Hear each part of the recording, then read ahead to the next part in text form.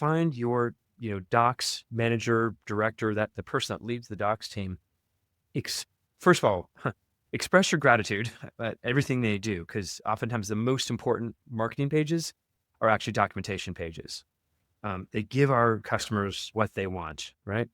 No BS. Here's how you get it done. But talk to them and say like, yeah, let's create an LLM's full .text. That is the key unlock, I think, in 2025. And, in 2025, it'll be a differentiator. In 2027 or 2028, it'll be just table stakes. So get on it now. Welcome to Connect to Market. I'm Casey Cheshire. Join us as we learn from marketing leaders who are driving founder-led growth. We're sponsored by Ringmaster, building B2B podcasts and communities to reconnect you with your audience. All right, I did. I hit the button, guys. We're on the way. The race has begun. Okay, I got to tell you about my guest today. He's an absolute badass. He has been in the community for quite a bit now, dedicated community member. Shout out to Connect to Market and everybody in the round table. You probably have been in a breakout session with him. And if not, you definitely want to try to find your way in. Hey, Paul, how do I get in a breakout session with this guy? I got to tell you about it. Entrepreneur, marketing leader, creative professional, lifelong coder. He's got the tech side, technical product marketing side. But listen, he is an expert when it comes to bridging the gap. He's got that sales, the marketing, the engineering, the product side, all kind of boiled in. It can really speak at all those different levels, even that high level, all the way down to that deepest technical level. Who knows what level we'll be at today, but he's literally been a pioneer in different spaces in the software world, helping launch the first software testing cloud. Talk about crazy. Senior Director, Product Solution and Partner Marketing, if that's even possible, as ZEDEDA. Al Sargent, welcome to the show. Hey, Casey, good to be here. Man, how do you do all those things? Can you get one more word into that title? Yeah, it's the world's longest title for sure, but we do a lot and it's fun to do a lot. That's what I love about the job. Dude, I'm glad you're here. I'm excited to learn from you. We've had a chance to prep a little bit, and all it did is got me excited. So when I was looking at the calendar this morning, I was like, all right, I can't wait to get into this. So what I'm going to do is I need to put on the giant blue foam finger of Connect to Market and ask you, Al, what is the number one thing that marketers need to do to connect to their market? No pressure. No pressure. I love it.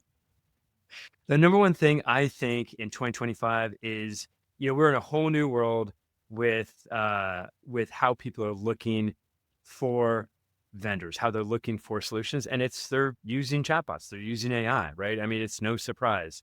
Fastest growth from zero to billions of dollars in revenue, ChatGPT, and we now see that 90% of B2B buyers are now using generative, whatever you want to call it, generative answer engines, chatbots, LLMs, whatever you want to call these things that are, ChatGPT, Perplexity, Gemini, etc. They're using those to find the vendors, to understand the vendors, and to rank the vendors. And if you are not appearing prominently in these responses, it's as good as not appearing in Google. In fact, it's worse than not appearing in Google, because 1 out of 10 are using Google to do the searches, Google traditional search.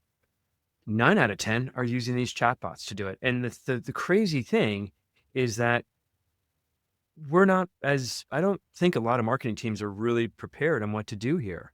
A lot of them are just like, okay, they're still working in this, 2015 world of SEO, but they're not working in the 2025 world of GEO, Generative Engine Optimization. And that's a huge problem, right? And we need, as marketers, we need to get on this, because I think the technology has really kind of outpaced what we've done. Yeah, GEO, man. How many of us are just sort of like trying to put our head in the sand and be like, maybe it'll go away if I don't deal with it, but that's not the case, right? No, This is only going to grow even more. Absolutely. It's going to grow even more. It's so quick. So first of all, if you're not a marketer and you're not using, ChatGPT, Perplexity, or Claude or something, or all of them, at least once an hour, not once a week, not once a day, but once an hour, I think you're falling behind because you just need to understand what these things can do. And Yeah. it's a fluency. It's a fluency in how you prompt, how you structure the prompts, subscribe to mailing lists or subscribe to, put it on your social media feed, your Instagram or whatever, to kind of just see these prompts right because it is a new language, right? And just like any language, you get better practice. So you got to be using it like once an hour at least. And it could be just research, wherever you might have done a Google search, or you're curious about something, don't pop it into Google, pop it into your favorite, chatbot. I personally like Perplexity. It seems to work really well for, for these kinds of factual queries. I love Claude for creative stuff. If I'm trying to come up with some kind of new creative logo or t-shirt design, let's say, it's a great creative partner. But you start to understand, which models work well, which ones don't. ChatGPT 5 just came out. Be interesting to see kind of how well that works. And then selectively figure out what you want to subscribe to. They're not cheap, but figure out what you want to subscribe to, what your company might be willing to pay for, to support your efforts. But yeah, it's a whole new world, and you really just have to get going with getting on top of this and being used to using it. And then once you get used to using the technology as a consumer, then as a vendor, you can figure out, okay, how do we best appear in these prompts? Yeah. I was just talking to someone and saying, we got to show up in there and we got to get some tracking. And I think the only way we've been able to tell is if you ask people, hey, where did you find out about us? And Yeah. anecdotally, you're getting more and more people saying, oh yeah, I found you through, I was asking ChatGPT and you came up as a vendor. And Mhm. so, man, how just like it almost seems like another black box like Google, but at least with Google there was some history there. And how do you show up? Yeah. Yeah. Yeah. I mean, it really is. It's just like, I mean, if you go way back and, I've got a couple of years on me. So yeah, if you go way back to, you know, the early 2000s and Google was a new thing and people are like, wait, do we really need to publish a blog? Why do we publish a blog? And you're trying to Yeah. explain SEO. And it really is sort of that, you know, 2025 for GEO is like 2000 with SEO. So one of the things is that it's a partially overlapping circle between SEO and GEO from what I've understood. And I'm no expert. I've read a few articles and Sure. try to put this in. So, but what it seems like is a lot of the stuff that you need to do for SEO will carry over to GEO, but it won't be enough. So, if you're a marketer, the first thing to do is just get smart on the 20 years of content that we've had, building out the SEO disciplines. Can you summarize 20 years of SEO experience into like 3 sentences? I would say align to queries. So I could do it in 3 words. Wow. Right. And so think about, okay, now let's unpack that a bit. Right. You've got your personas, right? Who are your target, what I would call your land personas, right? And those are probably the first ones. Think about your funnel, right? You're going to first land with someone who's just checking out. In the technical marketing space, that might be a developer, right? Who's looking you up. In this sort of, if a lot of software products are becoming AI products, so it might be a machine learning, an ML engineer, right? Or a data scientist. Okay, how do you land with them? They try something out. It's a classic pattern, right? We see this all the time. They try you out. They hit the limits of the free plan of the free trial. They start paying on their credit card. Their boss says, hey, why are you spending so much on this? Because it's really useful. Look what all the stuff I've been doing. Oh, okay. Well, maybe we should Yeah. corporate credit card. And then the corporate credit card gets maxed out. Then you do an invoice for one team and then an invoice for multiple teams. And then before you know it, you have an enterprise license agreement, right? Classic land and expand. So you need to, ideally, figure out how to align to the queries of that land persona. Later you might want to try to land to the personas of the potential blockers or the potential Mhm. approvers. So like someone in purchasing, like what is the ROI of insert your company name here or product name here, right? But you just I think one of the greatest qualities of marketing that is not stated um, is empathy. Just being able to step into the shoes of your customers, your users, your buyers, your blockers, right? And understand their not just sort of the rational aspect, but their visceral aspect. Um, I'm going to kind of go off on a bit of tangent, but a lot of Yeah, times yeah. what I see is with software, and we're in the business of selling not just the software itself. We're in the business of selling job promotions, right? Title promotions. People use your software, they complete some kind of project better, they get a promotion, they get a pay raise, they get a title raise, or both, right? And everyone's, people are trying to do that. They're trying to just, save up for their retirement, pay for their kids' college tuition or school tuition or whatever. We're trying to do that, right? And so they're going to be asking questions to sort of assess, can this product really kind of help me get ahead in my career? So whether you're Right. doing SEO, back to the topic, whether you're doing SEO or whether you're doing GEO, you want to be able to align to those queries, Google searches, we call them, or LLM prompts.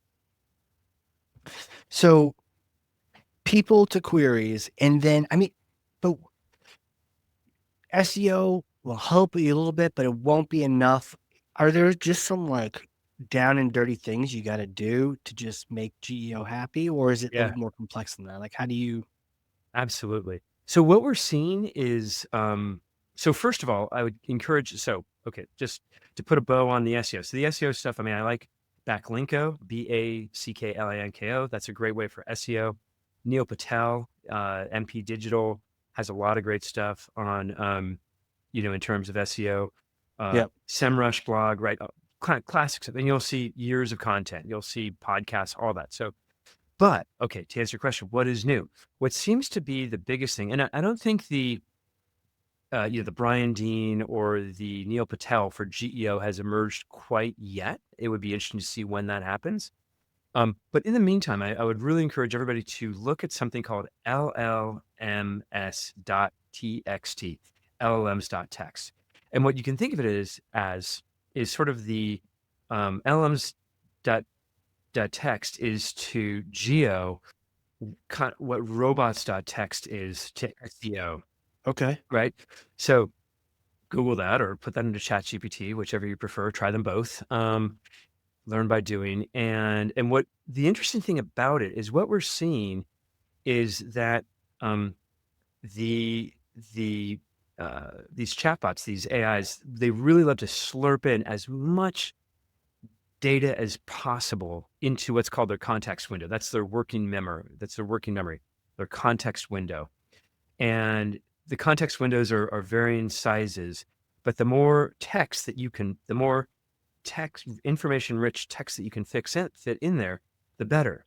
And so what we're hearing is that what's a really good idea, down and dirty, is to take your website or to take your and your documentation and to put that on your website, available as a markdown file. And Okay. so markdown, right? We all know that format. It's plain text with a very basic markers of a heading, a subhead, and then also this is a code block.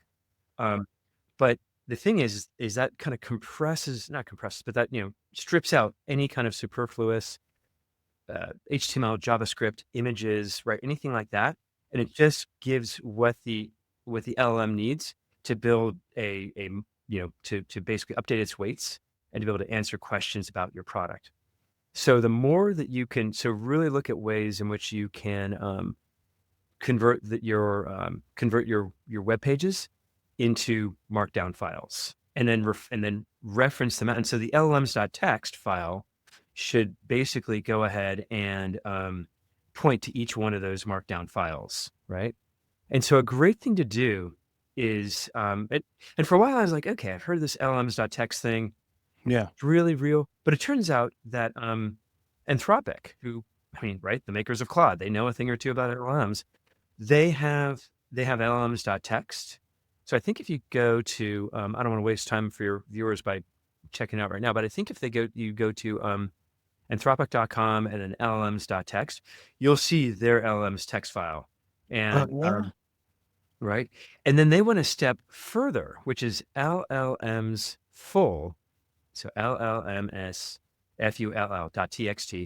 And what that is that's all their documentation for um, all their documentation sort of concatenated into one massive text file. It's a huge text file. Wow. And so what'll happen is their bot come along, slurp all that in, and now suddenly, rather than kind of having all these, separate text files and different context windows. It has the whole thing fitting in the context window, and that allows it to answer a lot more questions better. Wow. While you were describing that, I found it, Googling it, finds it, docs dot, and we'll put this in show notes for people to click through to check it out. Yeah. Docs.anthropic.com, LLMS-full.txt. Yeah. There it is. And it's speaking the magic language right Yeah. there. Yeah, exactly. Another key thing that I've learned that, again, you don't hear this that often, but I think when I tell my docs team, like, you are one of the most important people to our sales and marketing efforts, to our go-to-market efforts. And they'll like look at me kind of, what do you mean? I'm just writing documentation. I'm like, no.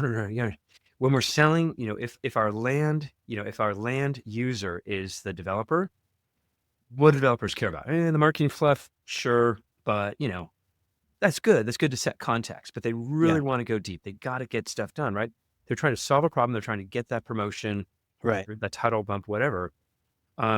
And so how do you do that? Well, it's documentation. And so the thing is that I would say partner, find your, docs manager, director, that the person that leads the docs team. First of all, express your gratitude at everything they do, because oftentimes the most important marketing pages are actually documentation pages. They give what they want, right? No BS. Here's how you get it done. But talk to them and say, like, let's create an LLM's full .text. And again, there are tools to do this. We can link to them in the show notes. But that would be that is the key unlock, I think, in 2025. And, in 2025, it'll be a differentiator. In 2027 or 2028, it'll be just table stakes. So get on it now. Yeah. And you know what? Like, just a little thing here and there to help out and grease the skids a little bit. Mm-hmm. Still doing your content, still doing your blogging. Do you change the way you blog any? Yeah, like in a GEO world. Yeah. So another difference between SEO and GEO, as far as I can tell, is that with so SEO, it's all about the links, right? And you want to avoid competing with yourself for a keyword. And so, if you, let's say, so there are differences in terms of how you do it to sum up, but let's go ahead and explain. So with SEO, you want to, again, you don't want to compete against yourself where you're like both fighting for a keyword with, let's say, a blog post on your corporate blog and, let's say, the same content on your Substack, right? Right. Or the same post on LinkedIn or something like that. But in GEO, it's not about the links and trying to, get up to those, top 5 link position. It's really just about what appears in the prompt. And so repetition is good. So if I were to say, let me give you a simple example. Yeah. There's an incredibly common phrase in the English language. And it's so common that even though you're not a mind reader, Casey, you're going to be able to complete the sentence for me. So if I say to be or not to be, yeah. Exactly. Why do we know that? Because that's been repeated, tons and tons of times, right? Right.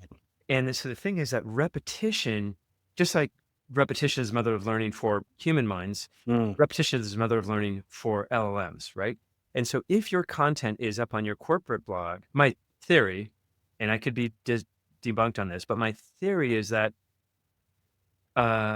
just like repetition so it's okay to put the same content in your corporate blog as it is to put on your Substack, put it on Medium, put it on LinkedIn. If it's on, I don't know, you do a long post on, let's say, Twitter, X, that's okay. Like, that repetition is okay. It changes a little bit for the medium or something like that. So it's not quite, so the LLM doesn't feel like you're quite doing a spray and pray. Like if I were an LLM engineer building the bot and if I saw the exact same content, I'm like, okay, this is content farming. But if you maybe tweak it a little bit, and of course you can use ChatGPT to do that or something like that, do a quick rewrite. But yeah, if you're maybe put slightly different versions there, but still getting at the same point, I think that repetition could be a good thing for you to reinforce. So for instance, if I were to say, so ZEDEDA, like we do an edge computing platform. So think computers in factory floors, container ships, retail stores to help use AI for AI powered cameras to do things like, look at, smart shelves, let's say in a retail store context, right? So that's what we do. Mhm. So if I were to say, okay, how do I, if you're to go to ChatGPT and say, okay, how do I um, set up smart shelves in my retail store? What vendors should I consider and what are the pros and cons? So Right. you've put out, let's say, 3 or 4 blog posts, one in your corporate blog, one on LinkedIn, one on Substack, one on Medium. Hell, maybe a fifth one answering some questions on Stack Overflow, right? Um, or Reddit, and then all of those kind of get slurped into the LLM. It's like, Yeah. well, hey, ZEDEDA is something. Seems like ZEDEDA keeps coming up here, for on the list. Mhm. And another key one, and this has been true both for SEO in the SEO world and the GEO world, but getting onto Wikipedia is key, and that's not easy because you need to be notable. You can't just they won't just let you throw up random articles. But if you can get on Wikipedia, then that's a great thing too. And maybe your customers ask one of your customer champions to, just write a little bit about you, and then you ask another customer to augment it, and then a third customer to flesh it out even more. That that is great. But Wikipedia has really high domain authority. So domain authority, this is a term that's been around for 10, 15, 20 years in the SEO world. And if you look at just Google or ChatGPT, whatever, domain authority of, and put in wikipedia.com, it'll probably be, I haven't done it recently, but it should be like in the 90s on the scale of 0 to 100. I think for ZEDEDA, I think we're somewhere in the 30s, right? A lot of software vendors are kind of in the 30s as far as I can tell for domain authority. But the higher domain authority you are on which you are mentioned, the better off you're going to be. So look at the domain authorities for different sites, and there you go. And so a lot of these, Yeah. so there's all these online outposts that are really key. So you think of G2, right? There's that online outpost. There's Product Hunt, right? Also has reviews. There's Gartner Peer Insights. There's Alternative 2. There's all these different. There's probably about 20 different review sites if you look at them. G2 is probably the most important, but take the time to get on to that, because again, that the LLMs look for these very high authority, high trust sites. And so the more that you can, and the reason they do that is because they're not easy to get onto, right? They have gatekeepers. But the more that you can get on those, and get your content mentioned on there, the better. But it really starts with, I mean, the Monday morning action, if you will, is meet with your docs person, convert your docs to an LLM's full text, right? Put that on your website, and then and put that reference in your LLM's text. So do all that. Make sure that your robots.txt welcomes chatbots from all the different. What we've done is we don't just say, we don't just not block the chatbots. What we'll do is we'll say, ChatGPT bot, you can do anything. Allow ChatGPT bot everything. Allow Perplexity bot everything. Allow Claude bot everything.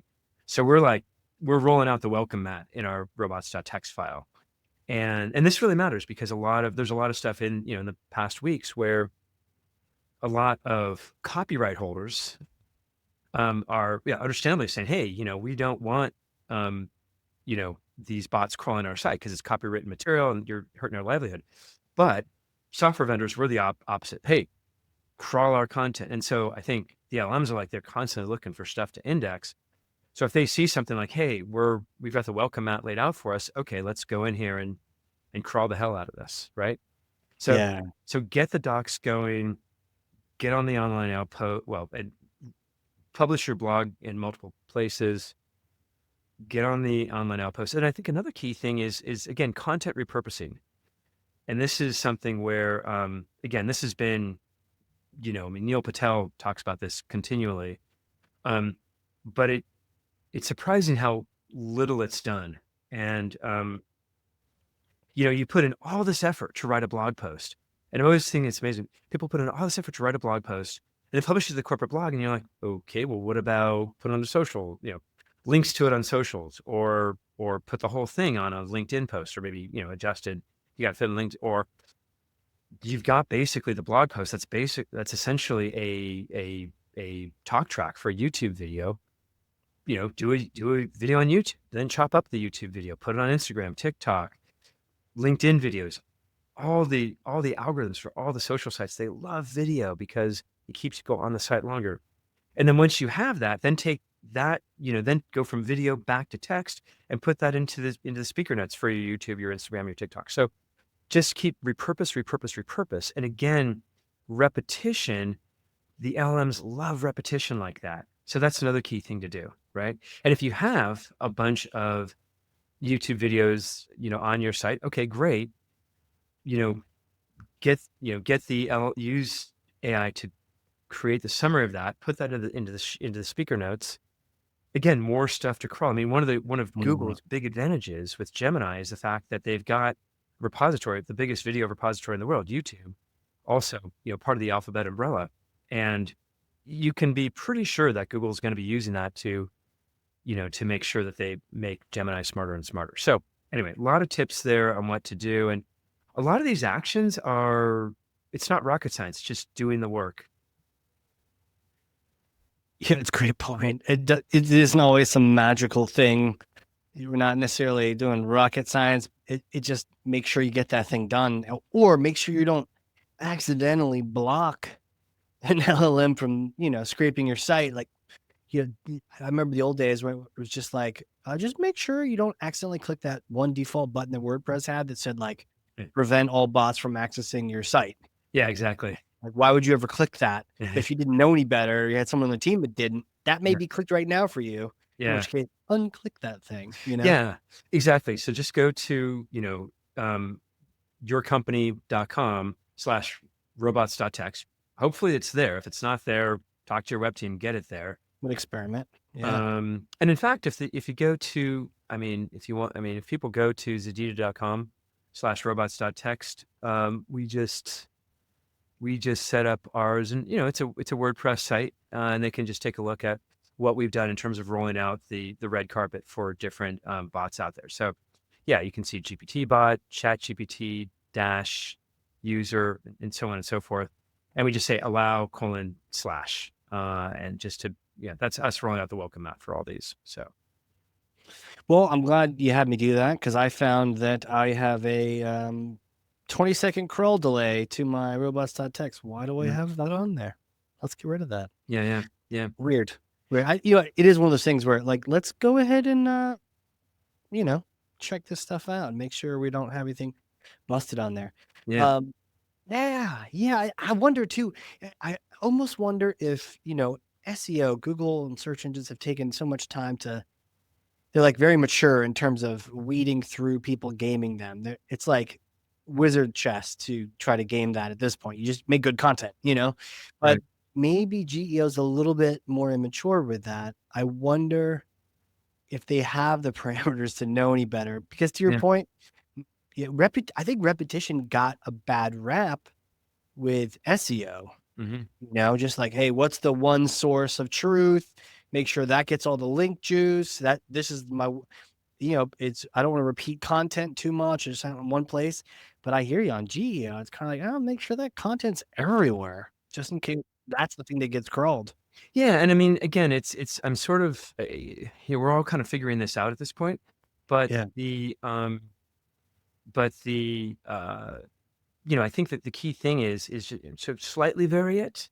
I think, just kind of a guess. I'm just trying to step into the shoes of an engineer at OpenAI or somewhere like that. So it's not purely repeated, but largely repeated. And so, so it's a different mindset, right? We're not looking at the list of links. We're looking at getting in the answer. And then a couple more things is, is competitive comparison content, right? People are, again, if you're in this world of, B2B tech sales, and then conversely, you're looking to work with B2B vendors, you're going to want to compare them. And so understand that's the case. And so put out that comparative content. And I would also say, be as truthful and honest as possible, right? you don't want to get a reputation. If you start poisoning the results, people are like, how did that get in there? And like, oh, look at these guys. They put out this page with, tons of BS. Okay, you don't want to be that. People will save that screenshot and be like, look at these guys. You can't trust them. And then once your trust is gone, you know, you're gone, right? You're out of the game. Toast. Yeah. So, put out that honest but aggressively positioning content, figure out that right balance, and then yeah, and put it out there. And it doesn't have to be a page. You don't need to put it, you don't need to link to it in your website that is viewed by humans. You don't need to put it into your Right. menu. You don't need to put it in your footer, but put it into your you know, make sure that it is in your sitemap, right? So traditional search finds it, and make sure it's in your LLMs.txt so Yeah. that the chatbots find it. Because another thing they really like is they like tables, and they also like bullet points. So if you can do something in your markdown files where you could say, so in other words, let's say, you might say, to give an example, you might say, what, so again, with ZEDEDA, which continuous integration tools do you support? And what, kind of modern deployment tools do you support? Oh, we support Terraform, we support Rancher, we support this, we support that. And then you might say, okay, well, that's what we support. What about our competitors? What do they support? Competitor A, B, C, D. And then that all will fit into a nice table, right? And an LLM is going to see that structured data like ding, ding, ding. It's going to be, if it had Right. emotions, it'd be like, this is gold, right? So they really like that kind of structured data that's out there. So, which is also another interesting thing. Like there are like little micro formats for structured data, and that would be something sort of, in the future that I'll maybe spend some time looking at is, can these micro formats and say like, this is company name, this is product name, this is capability, and I wonder if there are things like little minorly structured things that could be put into the markdown file that could be Yeah. useful, right? Just to make it that much easier for the LLM to understand what's going on, the semantics of the text, right? So, Yeah. I mean, so many things to think about, and think, very practical, and just to your point, do the work. And really, my next question is like, who are you? How do you know these things? Can you take me back in time? Like little you growing up, did you know you were going to be a, marketing leader, yeah, founding different companies, yeah, experimenting with the latest technology? What was it like?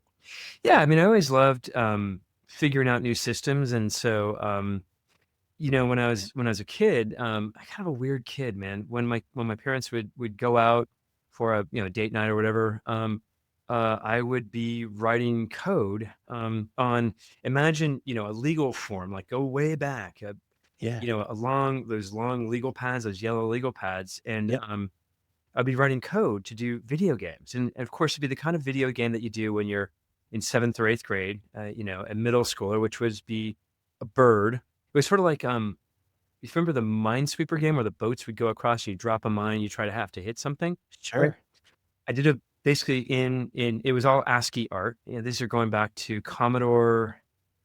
I think they were like pet computers. They didn't have 64K of memory. They had 32K of memory. So Wow. just way stripped down. Our school got them, I think, when I was in fifth grade. And so initially I'd kind of do, peeks and pokes and write a loop and just try to peek and poke and be like, oh, look at this. This makes the screen, this completely screws up the computer, makes the screen, all wobbly. You're right. And so I kind of logged that in my little notebook, like, oh, peak 2752 does this crazy thing. But eventually I started learning how to write BASIC. And so I wrote basically a version of Minesweeper, but instead of a Minesweeper dropping mines to hit submarines, there'd be a person at the bottom level, not a submarine, and a bird at the top level. And you probably know where this is going. The bird would be Yep. trying to poop on different people.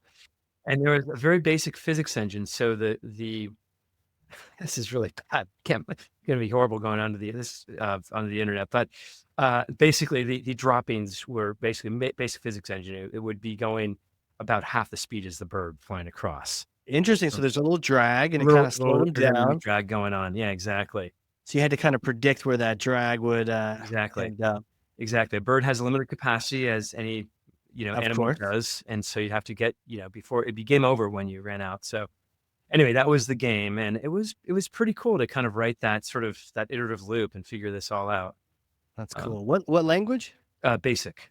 Yeah, man. I remember Yeah. doing basic Yeah. apps too. Yeah. Yeah. Yeah. Yeah. So, what you do as a kid, and that was a lot of fun. Yeah. And I guess in high school we didn't really, you kind of got, yeah, we had a little bit of Pascal programming, and so I didn't do a whole lot of programming. And then um, got accepted to Stanford and started doing the computer science program there, Nice. and eventually switched to something called symbolic systems, which was 80% similar to computer science. But what it is, it rolled in, it was a little bit more broad than pure CS. And what it was doing was it was looking at what I would call frontier problems. And back in, the late 80s when I was going to college there, those frontier problems were things like neural networks, Mm. artificial intelligence. And it was sort of like, Dr. Evil, put in artificial intelligence, put in air quotes because people are like, what's that?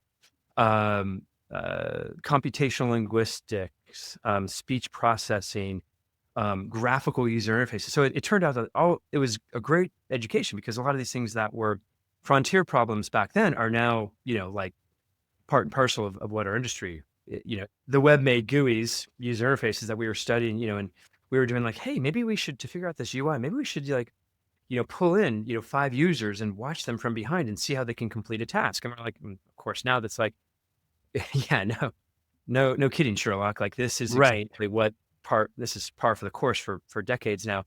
But in AI, we built very simple neural networks to do optical character recognition, and then we were doing research. We would be degrading the bitmaps on these Mm. representing these different characters and saying, okay, how would the confidence factor degrade as you change different bitmaps?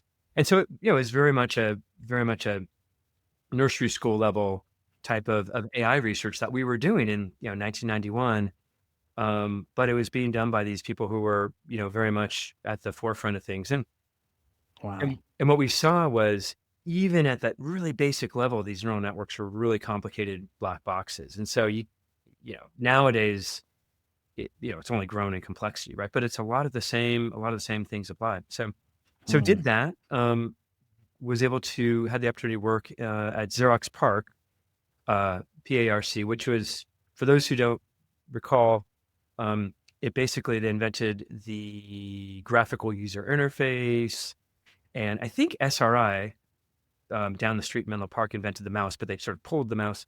Xerox PARC pulled the mouse into their into the GUIs, and then Xerox PARC, for those not familiar, they once invited this guy named Steve Jobs to take a look at what they were building. Steve looked with a lot of interest, and then of course he used that in the development, I guess, of the Lisa, and then later on the Macintosh. So Sure. it's just one of these sort of seminal places that and I think Ethernet might have got invented there. It was just like, Xerox PARC, SRI, AT&T, Bell Labs, like these places that just invented so much stuff. And so it was really cool to do an internship there. And we built did a lot of programming in Lisp, which is used by a lot of early AI researchers, to build basically an online dictionary that was highly, highly compacted. So yeah, it was cool to see. It was also interesting to see how they couldn't commercialize any of these, things to actually, drive things forward. And now, of course, Xerox is a footnote. But so it showed both the importance of being inventive, but also the importance of commercializing the new technology. So they did that, and then ended up working in at going to Oracle, working as a developer there. But one thing I always really enjoyed was sort of straddling these two worlds of the technical side and the business side. So I became Right. a sales engineer at Oracle, or we call them sales consultant, where you're basically understanding the technology, but then conveying that to the customers and different Yeah. type of customers. And you're right there, whether it's in business meetings or, at conferences, trade shows, on the trade show floor. And so you really understand at a ground level, like, or retail level, how do what works, what doesn't. And so it's great training for product marketing, and indeed, any kind of marketing where you're trying to understand how to persuade people. So Yeah. Man. So what a cool history. And I could see now why you'd be perfectly able to, like you had said, like you would go down to that deepest tech level, but then bubble it up to the senior level. What are we doing? What's the value here? How are we solving issues and growing our yeah, companies? absolutely. It's so key to be able to take those ground truth kernels of technical facts, and Yeah. then be able to present them like, hey, this is why this matters, you know?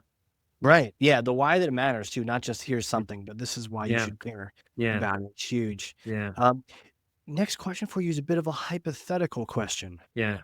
Are you ready for this? I sure. Okay. See, I may or may not have a time machine here in New Hampshire. Okay. All right. So you come visit, an event in Boston or something, driving a little bit north, and there you are. It's in the backyard covered in a tarp, right? So we go out back, we use this time machine, but it's a particular kind of time machine. Mm-hmm. And you get to go visit yourself Mm.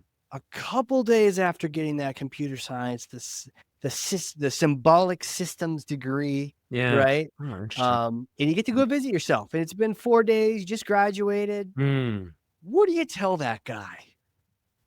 I would say rather than take 3 weeks to go on vacation after school, take 3 months and travel Europe or somewhere you haven't been to. I mean, I had not at the time. I had not been outside of the U.S. or Canada, and so so I think that so I did a bike trip down the coast, down the Oh, California coast, sick. and that was pretty fun and beautiful area. So do that, but then hop on a plane and go travel because when you're at that stage, it's a unique time in your life when you kind of don't really have any obligations. No one's going to care if you took Nothing. right. If you took 3 months to do that, great. No one's gonna be like, oh, what were you doing, you slacker? It's like, no, no. Yeah. So uh, literally four Yeah. days, that would be the thing. Yeah. All right. Do Yeah. you think that version of you would listen to you? Yeah, I think so. I think so. It takes some persuading, but yeah, I'd be like, yeah, yeah, go do it. Go do it. You Go know? do it, man. Just a Yeah. little encouragement, right? To go Yeah. do it. Kind Yeah. of thing might have You'd also just, say, what the hell happened to all your hair? But right? Right? Well, having done computer science myself, it was the math classes that's how I lost my hair. yeah, So indeed. may have been the same for you. I don't know. Yeah. Um, Dude, this is great. Where can people connect with you? In the community, outside the community, Yeah. chat a little bit, talk more geo. Where do they go? For sure. So hit me up on LinkedIn and but so I'm just Al Sargent on LinkedIn. I try to do Al Sargent on most of the socials, be it GitHub or Twitter or you know what have you. Yeah, But yeah, do that. But a key thing, I get so many sort of flooded with LinkedIn connection requests. So totally. please say, hey, I heard about you on the Connect to Market podcast. So I know it's not just some rando, but it's a real person who wants to learn more. Yeah, happy to help. I mean, at this stage, I really just enjoy helping people, mentoring, as you've seen going, with all the Connect Market Yeah, sessions that we do, which are phenomenal. Just love helping people. And, yeah, so I think at the end of the day, I think at the end of one's, you know, career, one's life, it's all about how many people you've helped. And yeah, so yeah, I had a dear aunt, and at her funeral, she and her late husband were on the board of this really cool thing in mountains above Santa Cruz, which is this railway, this steam railway, and kids absolutely love it. This you go on a steam train, and nice. they just kind of go out and back through the redwoods. It's really cool. If anyone has younger kids, Roaring Camp Railroad is the thing. But she and my uncle had done like that, and for decades.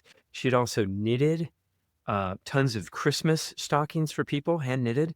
And so at her celebration of life, there were like 1,000 people in the hall, celebration hall, and everyone was like, "How many people here have gone to or taken their kids to or grandkids to, Roaring Camp?"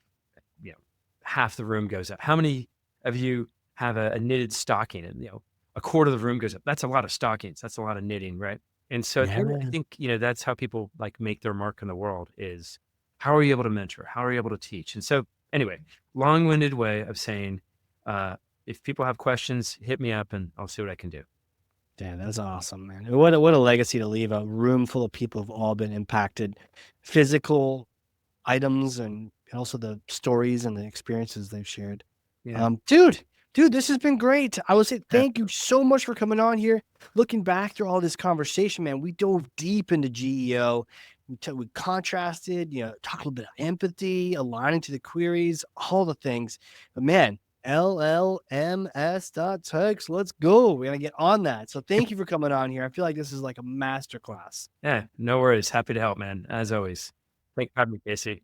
Yeah, dude. And for those listening, if you learned something, I freaking know you did, because I literally have 2 pages of notes over here, front and back. Awesome. Then share this with someone, right? Yeah. In fact, everyone at this point, this is so cutting edge. Everyone needs to hear this. So do share it with 9,000 people, just not your enemies, because they're going to do it too. But no, share this whenever. Let's get those text files out there. Let's start thinking about content so we get discovered with the chatbots these days. And with that, Hal, thank you again, sir. My pleasure, Casey. All right, everyone. This has been a crazy cool, very exciting episode of the Connect to Market Pod. We will see you all next time. And that wraps up another episode. Thank you for joining. For show notes and other episodes, visit us at connecttomarket.com. Connect to Market is sponsored by Ringmaster, creating podcasts and communities that create relationships, generate revenue, and drive growth.